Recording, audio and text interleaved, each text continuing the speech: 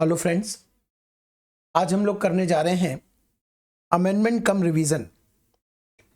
Section ले रहा हूं मैं आज 10 क्लॉज 10D। इसमें अमेंडमेंट है असेसमेंट ईयर 22-23 से, और ये अमेंडमेंट पूरा सेक्शन कवर करेंगे हम। ये अमेंडमेंट CA, CMA और CS सभी स्टूडेंट के लिए इंपॉर्टेंट है, चाहे वो इंटरमीडिएट के हों या फाइनल के। असेसमेंट ईयर 2022-23 ऑनवर्ड सभी एग्जाम के लिए ये इंपॉर्टेंट सेक्शन है। ये सेक्शन क्या है? ये सेक्शन लाइफ इंश्योरेंस पॉलिसी से जो पैसा आप रिसीव करते हो उसके लिए एग्जम्पशन देता है। सेक्शन 10 क्लॉज 10D एग्जम्प्ट करता है उस अमाउंट को जो लाइफ इंश्योरेंस पॉलिसी के मैच्योरिटी या डेथ पर रिसीव होता है। अब इसमें अमेंडमेंट क्या हुआ, पूरा प्रोसेस अगर हम समझें तो पहले आपको मैं एक डेट लिखवाता हूं, आप सुनिएगा। ये एक डेट आपको ध्यान रखना पड़ेगा।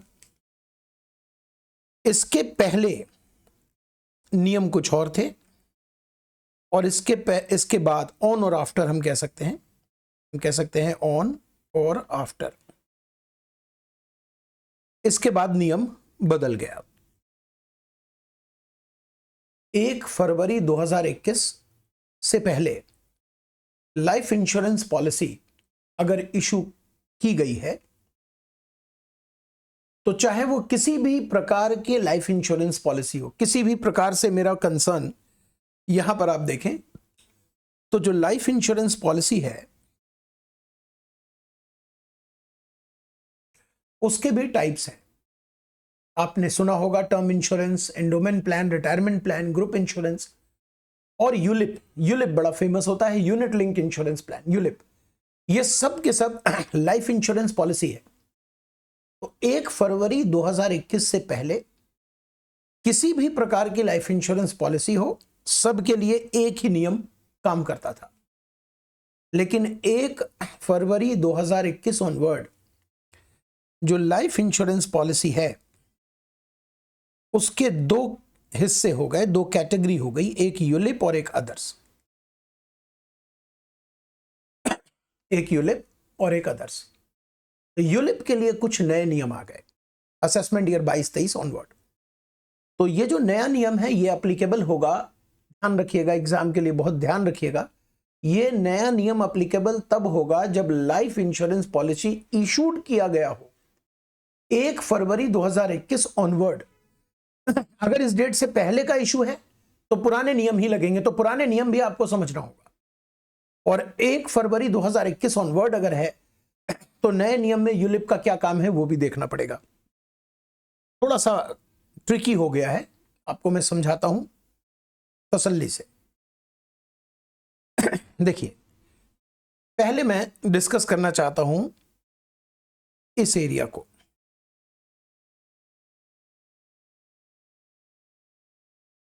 अगर पॉलिसी 1 फरवरी 2021 से पहले इशू किया गया हो तो चाहे वो कोई भी पॉलिसी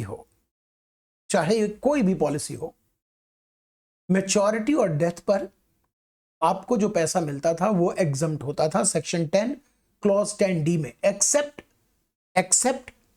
3 सिचुएशंस थे जहां पर वो टैक्सेबल था पहले और अभी भी है। अब 4 सिचुएशन में टैक्सेबल हो गया। आप ऐसा समझो, 1 फरवरी 2021 से पहले जो लाइफ इंश्योरेंस पॉलिसी इशू की गई थी उसमें 3 परिस्थितियों में, 3 सर्कमस्टांसेस में पॉलिसी टैक्सेबल होता था और बाकी चीजों में, बाकी सिचुएशन में एग्जम्प्ट होता था। 1 फरवरी 2021 ऑनवर्ड जो पॉलिसी इशू किया गया है वहां 4 केसेस ऐसे हो गए जहां पर टैक्सेबल होगा, बाकी केसेस में एग्जम्प्ट रहेगा। 3 तो वही रहा और एक केस नया आ गया। तो जरा समझिए पहले नियम क्या था जो आज भी है। पहला केस जहां पर लाइफ इंश्योरेंस पॉलिसी टैक्सेबल था। देखिए, हम तो पढ़ रहे हैं सेक्शन 10 क्लॉज 10D जो कि एग्जम्पशन की बात करता है, तो टैक्सेबल कैसे हम समझ रहे हैं? दरअसल में वहां पर एक्सेप्शंस दिए हुए, वहां पर एक्सेप्शंस दिए हुए हैं कि amount received under life insurance policy is exempt from tax except following cases. तो पहला केस कौन सा है? पहला केस कवर करता है 80DD सब सेक्शन 3 में। 80DD जो कि डिसेबल डिपेंडेंट के लिए डिडक्शन इंडिविजुअल और एचयूएफ को मिलता है। अगर ऐसी पॉलिसी है किसी के पास, इसका मतलब हुआ कि राम, मान लीजिए राम एसएससी है, तो राम के रिलेटिव डिसेबल हैं और राम पर डिपेंडेंट है, और राम उस डिसेबल पर्सन के लिए इंश्योरेंस पॉलिसी लेता है, तो राम को सेक्शन 80DD का डिडक्शन मिलता है, ये तो हम जानते हैं। ठीक है, 80DD सबसेक्शन 3 में यह लिखा है कि अगर राम ने अपने डिसेबल रिलेटिव के लिए लाइफ इंश्योरेंस की पॉलिसी ली और वो डिसेबल जो व्यक्ति है जिसके लिए राम ने लाइफ इंश्योरेंस पॉलिसी ली, वो राम से पहले ही मर गया, वो राम से पहले ही मर गया, तो जितना भी पैसा राम ने उस पॉलिसी में डिपॉजिट किया था वो राम के हैंड में टैक्सेबल हो जाएगा। है तो लाइफ इंश्योरेंस, और हम पढ़ रहे थे एग्जम्पशन, बट पहला एक्सेप्शन है टैक्सेबल हो जाएगा। ये कोई अमेंडमेंट नहीं है, हम पूरा सेक्शन कवर कर रहे हैं, अमेंडमेंट में हम आएंगे। ये पहले भी था, आज भी रहेगा। किस तरह की पॉलिसी के लिए? किसी भी प्रकार की पॉलिसी के लिए। ऊपर आपने पॉलिसी के टाइप देखे हैं कि किसी प्रकार की पॉलिसी हो। सेकंड सिचुएशन में जो टैक्सेबल है वो क्या है? Keyman insurance policy. Keyman insurance policy जो कि एक व्यापारी, एक बिजनेसमैन अपने एम्प्लॉय के लिए लेता है, जो इंपॉर्टेंट एम्प्लॉय है उसके लिए लेता है, उसके लाइफ इंश्योरेंस के लिए लेता है। कीमैन इंश्योरेंस पॉलिसी के मैच्योरिटी या death, keyman insurance policy maturity या डेथ किसी भी केस में पैसा मिलता है वो टैक्सेबल होगा। किसके हाथ में टैक्सेबल होगा ये तो कहानी अलग है। अगर एम्प्लॉय को रिसीव हुआ तो सैलरी हेड में टैक्सेबल होगा, एम्प्लॉय के हाथ में। एम्प्लॉयर को रिसीव हुआ तो पीजीबीपी हेड में टैक्सेबल होगा, एम्प्लॉयर के हाथ में। और ऐसे व्यक्ति को रिसीव हुआ जो एम्प्लॉय और एम्प्लॉयर नहीं है तो आईएफओएस में टैक्सेबल होता है, चाहे डेथ हो या मैच्योरिटी, बोथ केस में टैक्सेबल होता है। ठीक है, दो सिचुएशन हमने कवर कर लिया। एक 80DD सबसेक्शन 3 वाला टैक्सेबल है, एक कीमैन इंश्योरेंस पॉलिसी टैक्सेबल है। अब आते हैं हम next situation number 3। Situation number 3 जो टैक्सेबल होता है।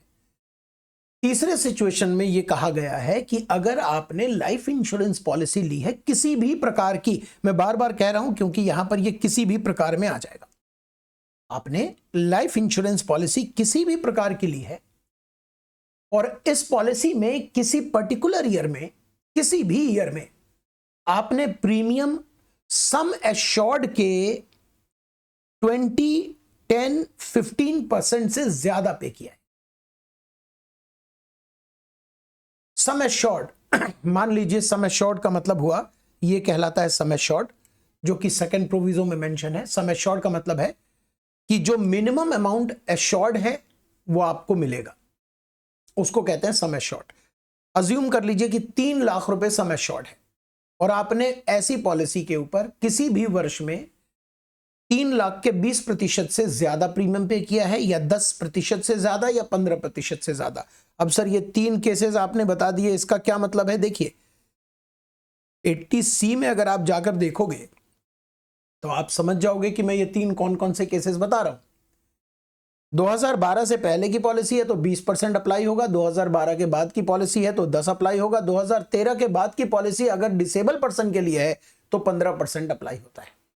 ठीक है, ऐसी पॉलिसी जिसका प्रीमियम एक पर्टिकुलर परसेंटेज से ज्यादा आपने किसी भी वर्ष में पे किया है, ऐसी पॉलिसी के मैच्योरिटी पर पैसा टैक्सेबल है। एक बात का ध्यान रखिएगा, ऐसी पॉलिसी के डेथ पर एग्जम्पशन कंटिन्यू रहेगा। 3 मैंने बताया, जिसमें पहले नंबर के लिए ध्यान देंगे आप, डेथ पर भी टैक्सेबल हो रहा है, बल्कि यूं कहें तो डेथ पर ही टैक्सेबल हो रहा है। दूसरे नंबर में डेथ हो या मैच्योरिटी बोथ केस में टैक्सेबल होगा, बट तीसरी पॉलिसी जहां टैक्सेबल हो रहा था वो डेथ पर एग्जम्पशन कंटिन्यू है, मैच्योरिटी पर टैक्सेबल है। ठीक है, अब आते हैं फोर्थ केस, ये है अमेंडमेंट। फाइनेंस एक्ट 2021 से सेक्शन 10 क्लॉज 10D के अंदर 4th, 5th और 6th प्रोविजो इंसर्ट हुआ, जिसमें कहा गया यूनिट लिंक इंश्योरेंस प्लान के लिए अगर यूनिट लिंक इंश्योरेंस प्लान 1 फरवरी 2021 ऑनवर्ड इशू किया गया, 1 फरवरी 2021 ऑनवर्ड इशू किया गया और प्रीमियम पेबल किसी भी वर्ष में 2.5 लाख से ऊपर है, तो ऐसी पॉलिसी के मैच्योरिटी पर जो पैसा मिलेगा वो टैक्सेबल है। फिर से डेथ कंटिन्यू रहेगा एग्जम्पशन। लेकिन सर बाकी सब चीजें भी यहां लिखी हुई हैं, आपने सब छोड़ दिया। देखिए यूनिट लिंक इंश्योरेंस प्लान अगर इस डेट से पहले का इशू है, अगर इस डेट से पहले का इशू है तो आप ही मुझे बताइए नए नियम तो नहीं लगेंगे। तो इसका मतलब ए बी सी डी जो सिचुएशन ऊपर मैंने आपको डील करके दिया, अगर उसमें वो आ रहा है तो टैक्सेबल है, नहीं आ रहा तो एग्जम्पशन है। इस डेट के ऑनवर्ड अगर पॉलिसी इशू किया गया है और again A B C D में आ रहा है, ऊपर जो A B C D situation हमने डील किया वो तो फिर तो टैक्सेबल है। लेकिन अगर ए बी सी डी में नहीं आ रहा है, उसके बावजूद अगर किसी भी ईयर में 2.5 लाख से ऊपर प्रीमियम पे किया गया तो ऐसी पॉलिसी मैच्योरिटी पे टैक्सेबल है, डेथ पे एग्जम्पशन कंटिन्यू रहेगा। अदरवाइज यानी कि आपने life unit link insurance plan ULIP लिया, इस डेट के बाद ही लिया, वो A B C D situation जो ऊपर हमने डील किया, ए बी सी डी को हमने तीन हिस्से दिए ना, ए ठीक है, बी और सी और डी को एक साथ कवर किया। तो अगर यहां पर आ रहा है तो एग्जाम टैक्सेबल है, अगर यहां वो नहीं आ रहा है और किसी भी वर्ष 2.5 लाख से ऊपर प्रीमियम नहीं जा रहा है तो एग्जाम रहेगा। ठीक, यहां पर एक चीज और लॉ में लिखा है कि अगर एक व्यक्ति ने एक से ज्यादा यूलिप लिया है और वो इस डेट के बाद आ रहा है, इस केस में तो एग्जम्पशन तभी मिलेगा जब सभी पॉलिसी का अग्रीगेट प्रीमियम किसी भी पर्टिकुलर ईयर में 2.5 लाख के ऊपर नहीं जा रहा। एक 7th प्रोविजो मेंशन किया है जिसमें लिखा है कि सीबीडीटी सेंट्रल गवर्नमेंट के अप्रूवल से कोई गाइडलाइन निकाल सकता है अगर किसी भी सिचुएशन में नए कंसेप्ट को समझने में दिक्कत आती है, डिफिकल्टी आती है। तो ठीक है, यहां पर 1-2 पॉइंट और समझ लीजिए। डेट ऑफ इशू, जब हम बार बार इस डेट को कवर कर रहे हैं, अब ये इंटरमीडिएट लेवल का नहीं है, जो अब मैं बोलने जा रहा हूं वो फाइनल लेवल का है। ये जो 1 फरवरी 2021 से पहले इशू हुआ तो क्या, 1 फरवरी 2021 ऑनवर्ड इशू हुआ तो क्या, जब हम इस बात को डील कर रहे हैं तो ये इशू का क्या मतलब है, डेट ऑफ इशू का क्या मतलब है, जिस दिन से इंश्योरेंस कवर होगा। मैंने चेक अगर आज बनाकर दिया तो आज से ये इंश्योरेंस पॉलिसी कवर नहीं होता, चेक जब क्लियर हो जाता है उस डेट से कवर होता है। तो इशू का ये मतलब लेना है। और जब हम 2.5 लाख की बात कर रहे हैं कि 2.5 लाख से ऊपर चला गया प्रीमियम तो टैक्सेबल हो जाएगा, ऐसी पॉलिसी मैच्योरिटी पर, डेथ पर एग्जम्प्ट रहेगा, मैच्योरिटी पर टैक्सेबल हो जाएगा। तो यहां पर 2.5 लाख रुपए जो प्रीमियम है, आप जानते हो कि लाइफ इंश्योरेंस पॉलिसी में जीएसटी भी आता है, तो जो हम प्रीमियम पे कर रहे हैं वो जीएसटी इंक्लूड देखना है या एक्सक्लूड देखना है। तो देखिए मैंने यहां लिख दिया, while calculating amount of premium for 4th और 5th proviso GST should be excluded. इसका मतलब अगर जीएसटी मिलाकर 2,55,000 हो रहा है पॉलिसी का प्रीमियम, जीएसटी मिलाकर, बट जीएसटी छोड़कर 2,50,000 से ज्यादा नहीं हो रहा है तो एग्जम्पशन कंटिन्यू रहेगा। ठीक है, तो देखिए ऐसा है, अगर आपको लिखने की इच्छा हो तो आप वीडियो को पॉज करके, पीछे भी मैंने बताया है, तो वीडियो को पॉज करके आप इसे लिख सकते हो। और अगर सिर्फ रिवाइज करने की इच्छा है तो मैंने आपको रिवाइज करा दिया। आगे मिलेंगे इसमें, इसी सेक्शन के लिए एक वीडियो मुझे और बनाना पड़ेगा, इसको कनेक्ट करूंगा मैं कैपिटल गेन के साथ। नेक्स्ट वीडियो में थोड़ा इंतजार करना पड़ेगा इस कंसेप्ट को, क्योंकि यहां पर हमने सिर्फ ये पढ़ा टैक्सेबल है, बट टैक्सेबल कैसे है, किस हेड में है, उसके लिए मुझे कैपिटल गेन का एक हिस्सा सेक्शन 45(1)(b कवर करना पड़ेगा। तो एक वीडियो और इसके साथ बनाऊंगा।